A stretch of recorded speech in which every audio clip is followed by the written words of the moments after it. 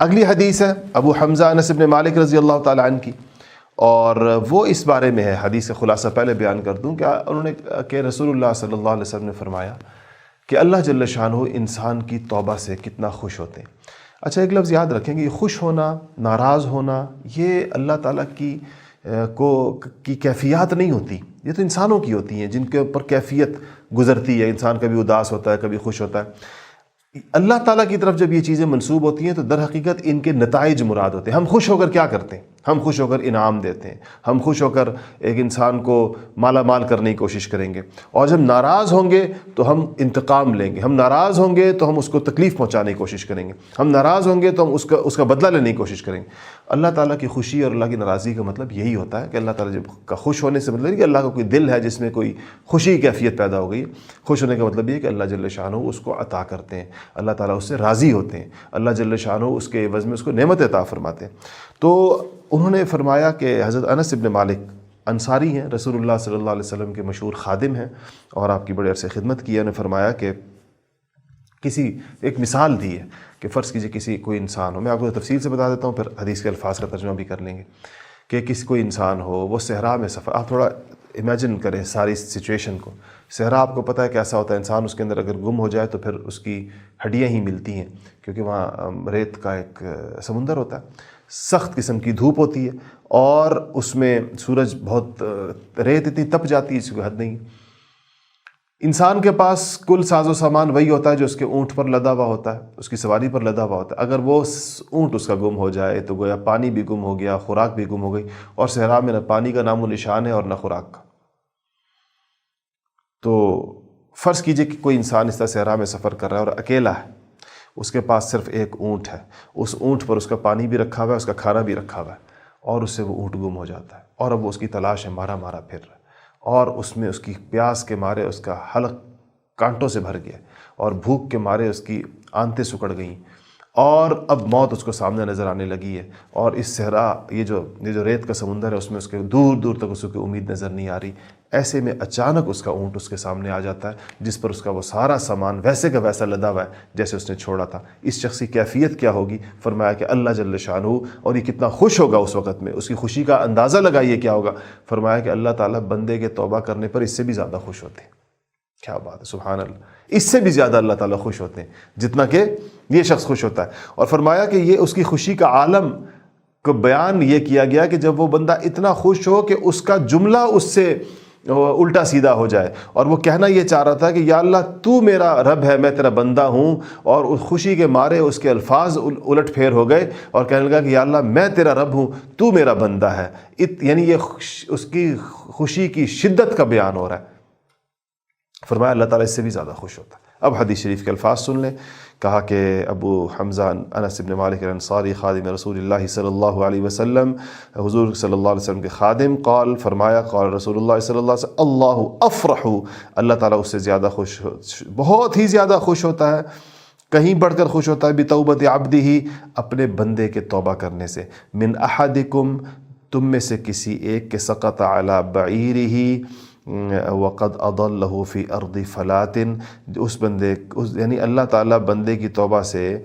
کہیں اس سے بھی بڑھ کر خوش ہوتے ہیں جتنا وہ آدمی جس نے بیابان میں اپنے اونٹ کو گم ہو جانے کے بعد پھر پا لیا، اپنے گمشدہ بیابان میں، صحرا میں اپنے گمشدہ اونٹ کو پانے والے سے زیادہ اللہ جل شانہ خوش ہوتے ہیں کسی انسان کے توبہ کرنے پر۔ یہ جی حدیث کے یہ الفاظ ہیں، متفق علیہ حدیث ہے۔ متفق علیہ میں نے بتایا تھا وہ جو بخاری میں بھی اور مسلم میں بھی ہو۔ البتہ صحیح مسلم کی جو روایت ہے اس کے الفاظ میں تفصیل ہے، وہ بھی سن لیجیے۔ وفی روایت المسلم، صحیح مسلم کی جو روایت ہے، اللہ اشد فرحا، اللہ تعالیٰ بہت کہیں زیادہ خوش ہو، اس شخص سے بھی زیادہ خوش ہوتے ہیں، بتوبت عبدہ، جب کوئی بندہ اللہ کی بارگاہ میں توبہ کرے، حین یتوب الیہ من احدکم کان علی راحلتہ بارض فلات، اور اس کی تفصیل بیان کی، جتنا وہ آدمی کہ جس نے کسی صحرا میں اپنی، یعنی جس کے پاس کوئی صحرات، جس کے پاس کو وہ سامان تھا یا سارا سامان لدا ہوا تھا سواری کے اوپر، اور اس صحرا میں اپنی سواری کو اس نے گم کر دیا، اور وہ سواری اس کے ہاتھ سے چھوٹ گئی، اور فنفلتت منہ، یعنی اس کے ہاتھ سے چلی گئی سواری جو تھی، وعلیہا طعامہ وشرابہ، اور اس کا طعام اور اس کا شراب یعنی اس کے پینے کا اور کھانے کا سارا سامان وہ اسی سواری پر لدا ہوا تھا۔ فَأَيْسَ مِنْهَا، وہ اس کی تلاش سے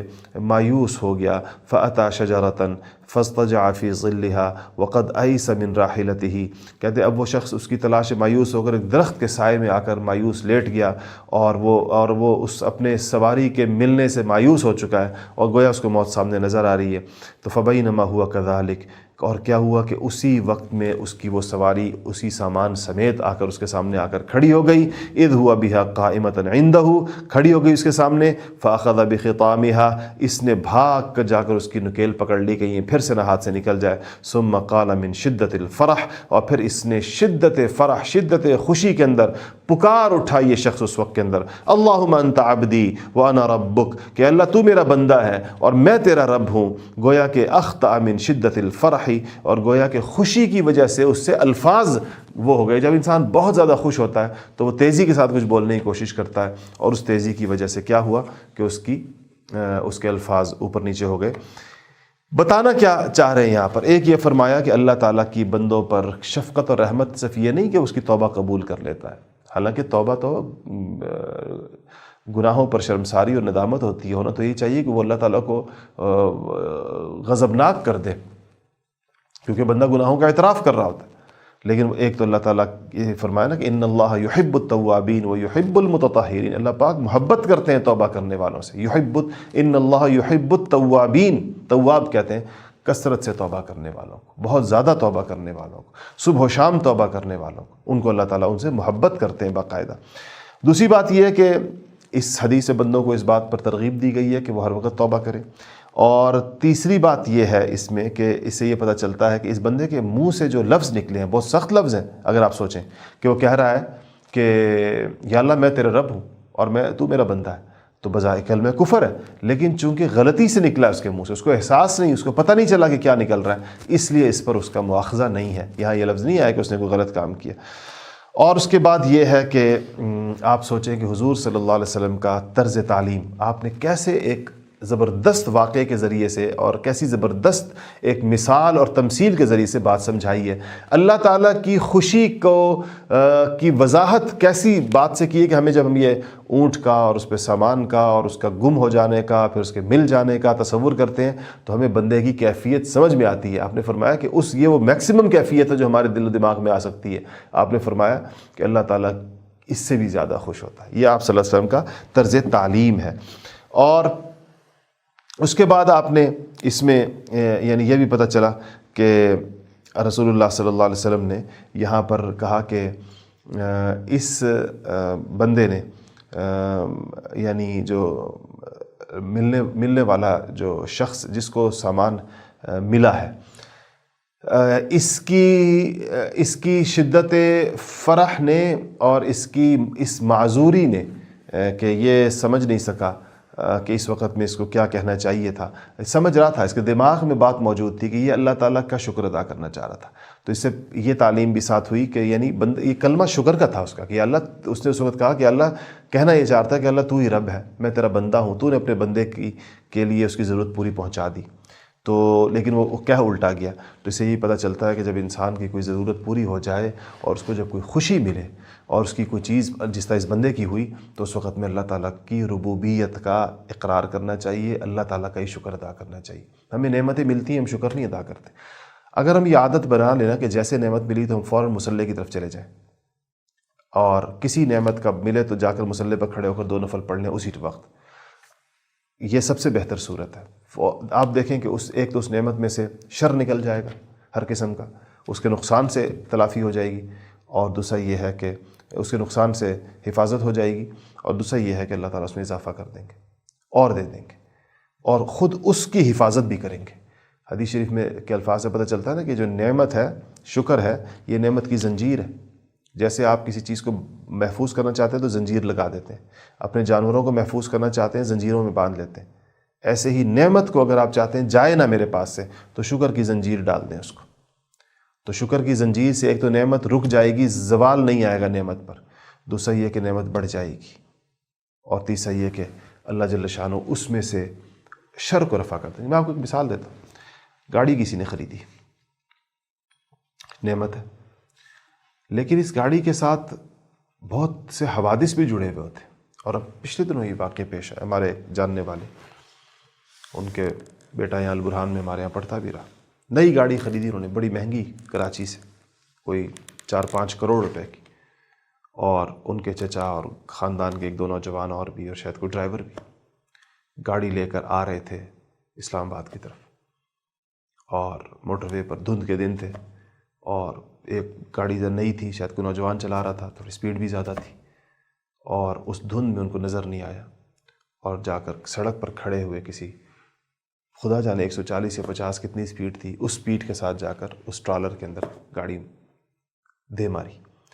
بالکل گاڑی کا یوں سمجھیے کہ کچومر نکل گیا، 4 بندے اس کے اندر موقع کے اوپر بیچارے فوت ہو گئے۔ تو اب نعمت تو تھی گاڑی، لیکن اس نعمت کے ساتھ ایک حادثہ جڑا ہوا تھا، اس لیے اگر ہم نعمت کے ساتھ، ہمیں بھی ہر نعمت کے بارے میں یہ خوف ہوتا ہے، اس لیے بھی جو شکر نعمت ہے اور اس موقع پر نعمت کا صدقہ نکال دینا ہے اور نعمت پر اللہ تعالیٰ کا شکر ادا کرنا ہے، اس سے انشاءاللہ نعمتوں کے ساتھ جڑے ہوئے دیگر چیزوں کی سے حفاظت ہو جائے گی۔